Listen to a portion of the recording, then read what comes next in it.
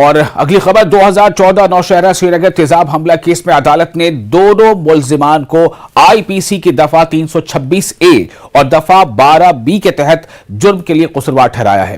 Principal district and session جج سرینگر کی معزز عدالت نے دونوں ملزمان کو مجرم قرار دیا ہے۔ سزا کا تعین 19 اگست کو ہوگا۔ اس کیس کے وکیل پبلک پروسیکیوٹر عبدالعزیز تیلی نے کہا ہے کہ کم از کم 10 سال قید اور زیادہ سے زیادہ عمر قید کے علاوہ متاثرہ کے علاج پر خرچ کی گئی رقم کے برابر جرمانہ ہو سکتا ہے۔ قانون کے یہاں دیر ہے اندھیر نہیں، اور یہ بات آج سچ ہوئی ہے۔ آپ کو پتا ہے 2014 میں سری نگر کے نوشیرا میں ایک لا اسٹوڈنٹ پر ایسڈ اٹیک ہوا تھا، اس کے بعد اس میں کیس ہوا تھا، اور ہمارے ساتھ ابھی وکیل ہے کیونکہ آج آپ کو بتا دیں اس کیس کی آج ججمنٹ تھی اور جو 2 ایکیوزڈ تھے ان کو گلٹی فاؤنڈ کیا گیا۔ میرے ساتھ وکیل ہے عبدالعزیز تیلی جو اس کیس کو تب سے لڑ رہے ہیں۔ وکیل صاحب مجھے بتائیے، آج ججمنٹ کا دن تھا، کیسے دیکھتے ہیں اسے اور کیا کہیں گے، کیا یہ پورا معاملہ تھا؟ یہ 2014 میں ایک لڑکی پر لا اسٹوڈنٹ جو تھی لا کالج کی، اس پر ایک ماروتی کار میں ایک نوجوان نے ایسڈ پھینکا، تو اس پہ ایف آئی آر ہوا، رجسٹر اور انویسٹیگیشن ہوئی، اور انویسٹیگیشن میں 2 بندے ارشاد امین وانی جو راج باغ کا ہے اور عمر نور جو بیمنے کا ہے، انہوں نے کانسپریسی کی تھی اور ان کو فاؤنڈ کیا گیا، ان کے خلاف چارج شیٹ سیشن کورٹ سری نگر میں پیش کیا۔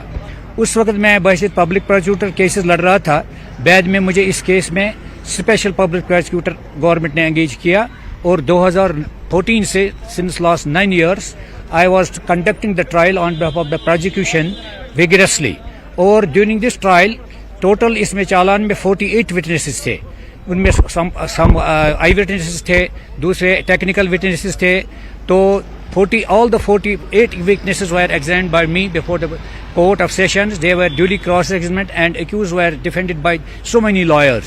And finally, the present session judge, Honorable Jawad Saab, heard the arguments before 5 months. And for 5 months this case is reserved, and after long this trial of 9 years, the Honorable Court was pleased today, it was fixed for judgment today, and in the open court in presence of the victim and other lawyers and the public. The Honorable Court found the accused Irshad Ahmed Wani and Umar Noor in this case guilty, and the court convicted them. And the Honorable Court fixes the case the day after for quantum, how much punishment they can be. Under law 326A, the minimum punishment for this offence is 10 years, and the maximum is life imprisonment plus fine. The fine shall be equal to that what the expenses the victim has spent on a treatment. That is to be positively given to her as compensation. And on that I will, on next day, on the day after, I will make my arguments before the court and I will pray for the life imprisonment of both the accused, because it is an offence against the society, and a message should go to the public that such persons shall not be let free, and message should go that courts are giving them life imprisonments, and life imprisonments is the reasonable punishment in this case. I will claim the life imprisonment, because if the accused comes out, that will be endanger the life of the victim again, because they can do some untoward accident with her again. This is my case. تو ناظرین، اب امید ہے اس لڑکی کو آج انصاف ملے گا، اب انصاف ملے گا، کیونکہ حالانکہ کورٹ نے دونوں جو ملزمین ہیں ان کو آج گلٹی، ان